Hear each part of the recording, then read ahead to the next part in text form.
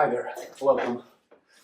This is a Line6 guitar amplifier. The model is Spider 212. It's a stereo 100 watts solid state amplifier. It was my father's amplifier. It's from the year 2000.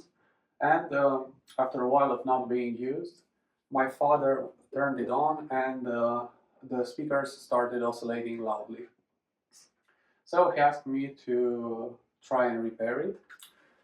About me, I have a bachelor in electronics, but let's say I had no experience with the art of repairing stuff.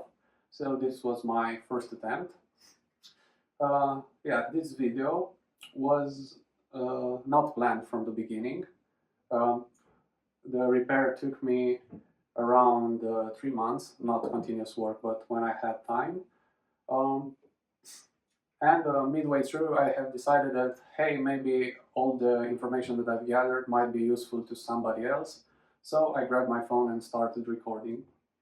The videos are not necessarily continuous, but I'm trying to put them together in a time lapse that would make sense. And along the video, I'll try to share as much as I can about all the stuff that I've learned about this amplifier, and hopefully it will be useful for somebody else who is trying to fix this. We'll start the video by showing you how to disassemble the amplifier, and the first thing I'm doing here is to disconnect the speakers from the amplifier board. This is done just by pulling the connector from the speakers. Parts of the clips, such as this one, will be fast forward.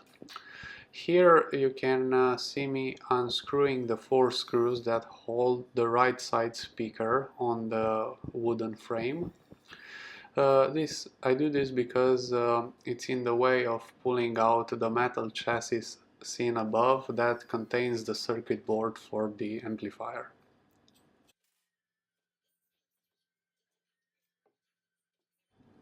So remove the remaining 4 screws on the top and the 4 screws on the cherry colored plastic cover, and I mean this one that I'm showing here.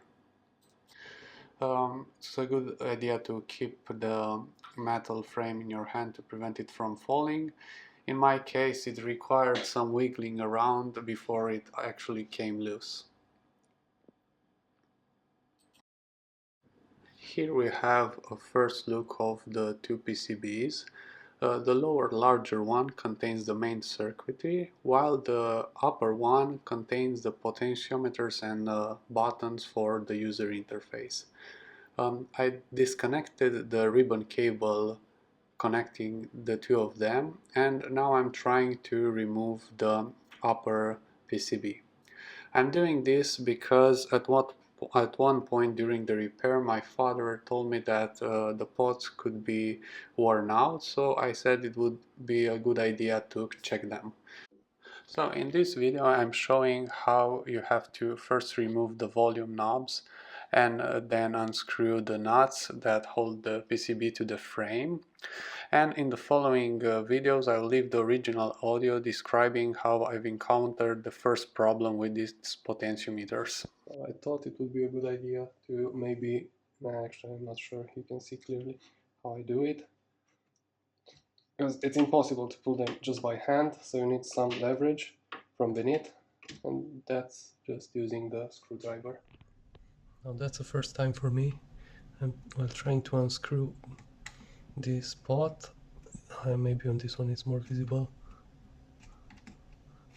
The whole thing rotates, I mean the filament as well.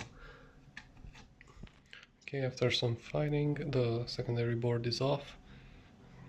Keep in mind, at least for me to keep in mind when I pull it together, that the buttons have this plastic cover that lets you push them.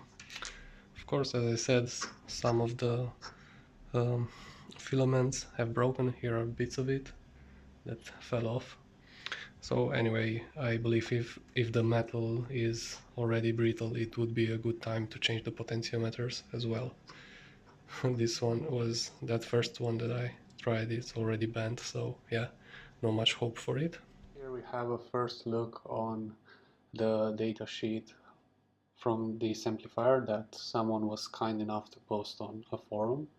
By the way, we're going to look further into this document later on, and now it would be a good time to mention that all the materials that I've gathered will be um, linked in the description of this video.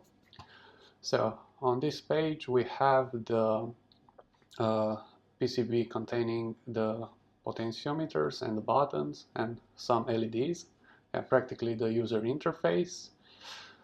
And if we look for pot, there is a bill of material as well in this document, from where we can extract some information. That is, the pots are all 10 kilo ohms, linear, single. We have some dimensions, and from this data sheet I had to look online where um, the exact match replacements I found on this website. It says specifically that they are for this model, and we also have the serial number. But unfortunately for me, I believe this shop is from Georgia, and I live in Europe, so I didn't want to wait for the shipment, and I found a local replacement on TME, it's called. It's a shop from Europe, where luckily I found these pots that are nearly perfect match. They're also from Alps, which has a good reputation. And the only difference is that the body, let's say the green part over here, is a bit taller. But nonetheless, this didn't impose any problems in mounting all the amplifier back together. And yeah, by the time of recording this, the amplifier works well, so I can confirm these are a good replacement. And here you can see a picture of the new pots and how they compare to the old ones. Okay, so now let's start focusing on the main issue of this amplifier, that were the large oscillation at the speaker outputs that we can see in this picture. Before we jump into the schematics and the debugging process, I would like to show my setup. So I have one general tester, one multimeter, one handheld oscilloscope. Here what I wanted to point out is that I'm using two 8 ohm resistors of 50 watts as speakers, since my amplifier oscillates. So I don't want to burn off the speakers directly, I'm just using some high power resistors. And as for powering the amplifier, I'm using an auto transformer. So I finally made up my mind about the setup, and this is the solution I came up with. And I think it's the best way, since I still have access to the on-off button, the main AC input is available. Yeah, cables are a bit cramped here for the outputs, but I can still manage. I also have access to the front board, to the input, and everything else I have to work on. So I think this is what I should have done from the beginning. So here we have the primary part of the circuit used in this amplifier, and we will go over each block and describe it briefly. First we have the input jack, highlighted in orange. Then highlighted in red, there's a part of the circuit that takes that input signal and generates the two stereo channels. Actually, in the following block, the signals go into the pins called analog input right and analog input left. This is done by using the two operational amplifiers and inserting a DC offset between the two channels. Highlighted in green, we have an analog to digital converter.